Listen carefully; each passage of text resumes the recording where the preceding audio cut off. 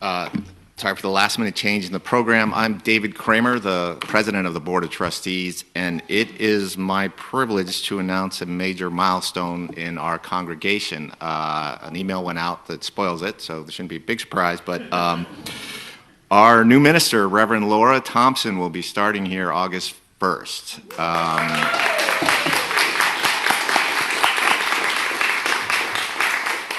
As you all know, we've been watching it for the last 3 years. It was a very extensive process. We kept pulling threads and going further and further back, but after the last 9 months of some really dedicated work by our search committee, which was Diana Candy, John Farrow, Robin Melnick, Diane Russell, and Lisa Stahl-Terry, they put together an amazing package. We had 7 applications. They poured through that, watched hours and hours of sermons, interviewed people, checked references, and came up with a really good solution. Very grateful to them, and for everybody who did all the transition work that fed into that. So now we'll be perfect in what? 2 years. Now we're continuing on our journey, and with some professional help coming in from the middle of the country. And she has a video she prepared for us to introduce herself.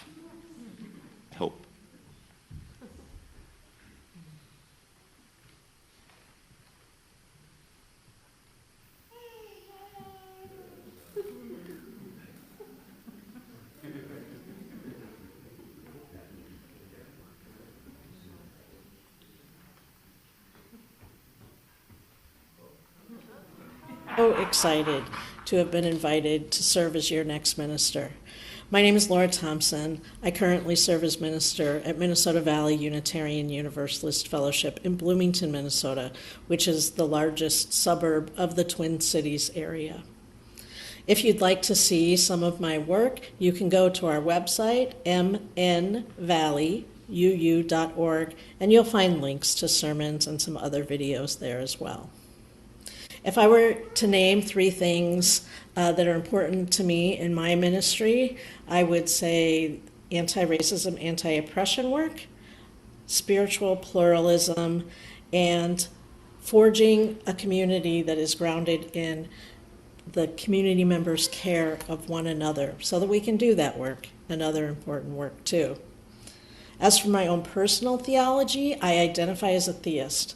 I believe that change, transformation, and our constant state of becoming are the driving forces of this life that we share. And I have so much reverence for this concept and the mystery and possibility that are wrapped around it that I choose to call it God. And this is one of the things that I love about our Unitarian Universalist faith, is that I can do that. On a personal note, you should know that I've lived my entire adult life here in Minnesota, but I'm actually a 3rd-generation Californian. I was born in Mountain View, and I lived in the San Jose area until I was 13. My sister currently lives in Hollister, and my niece and her 3-year-old adorable son live in San Carlos with her husband, and I'm so excited to be moving closer to them to spend more time with them. My wife, Emily, and I are very much looking forward to enjoying all that life on the peninsula has to offer, especially the good weather and its proximity to the ocean, the mountains, and the redwoods, which sing so deeply to my soul. Currently, I'm connected with Reverends Terry and Tovis and some of your lay leaders to help make the transition continue to go as best as it can.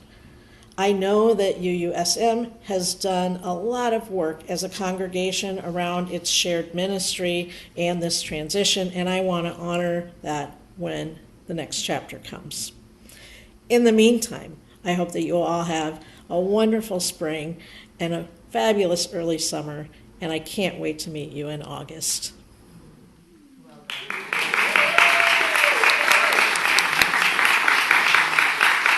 Thank you, everyone. Good morning. These are uncertain times.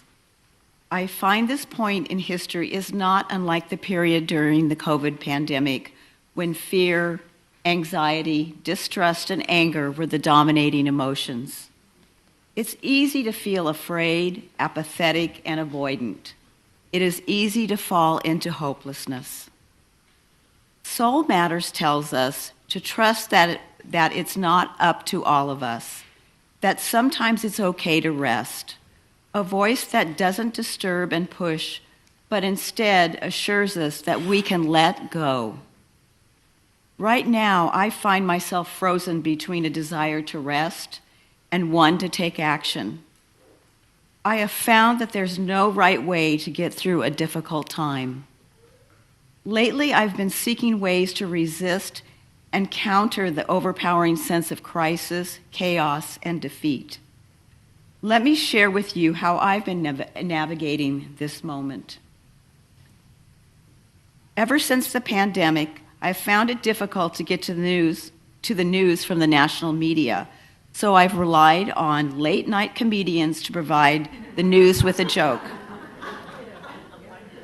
Recently, though, I have found it harder to find any humor in the day's events. I needed to find another source of laughter. I recently attended a comedy show with a group of friends, something I hadn't done for over 30 years. The comedian was apolitical. His jokes were drawn from the irony of everyday events. He was very funny, but what I liked most was hearing other people's responses to his humor. Everyone had their own way of laughing. People were guffawing, cackling, howling, giggling, snickering, and snorting. I saw folks double over in laughter, tossing their heads back to let the laughter out, or simply nodding their heads in agreement. I came to realize during this performance that I do like laughing, but I like laughing more with others. During the pandemic, yes, again the pandemic, I began journaling with an online group. This was not a writing workshop. Some in the group were published authors, and others were seeking a creative outlet. The facilitator would read a poem, offering writing prompts from these poems on which we would base our storytelling. We were instructed to be sloppy, loose, and imperfect. Putting pen to paper, we would write as fast as we could for 10 minutes, capturing our thoughts and writing over our inner critics. After volunteers read their pieces, this process would be repeated. It was surprising to see what had percolated up from the unconscious mind during these sessions. This class got me through some very dark and lonely days and put me in touch with my thoughts, feelings, and memories. I recently spoke with my 91-year-old uncle who lives in an assisted living facility. He told me how he still wants to be useful even though he can't physically do much. He decided that food insecurity and hunger were issues that he could tackle. He now volunteers at a local food bank every 2 weeks for 2 hours a visit. He feels valuable and needed as he lives out his values. This conversation with my uncle gave me the extra nudge to get busy. I'm still trying to discern what my next steps will be. And I'm gaining inspiration from the work of people in this community. Some folks are working on climate change, tutoring elementary school children, and others are defending democracy and individual rights by marching, writing letters to elected officials, and speaking out in all manner of ways. Still others are working with the unhoused, the hungry, the disenfranchised. Others fighting for reproductive freedom and focusing in on immigration issues. There is no shortage of ways to make ourselves useful. I invite you to join me today in making miraculous change by uniting together. I would like to end my reflection with the words of Reverend Sean Parker Dennison from Keeping Our Connection Strong. The danger of hopelessness is a double danger.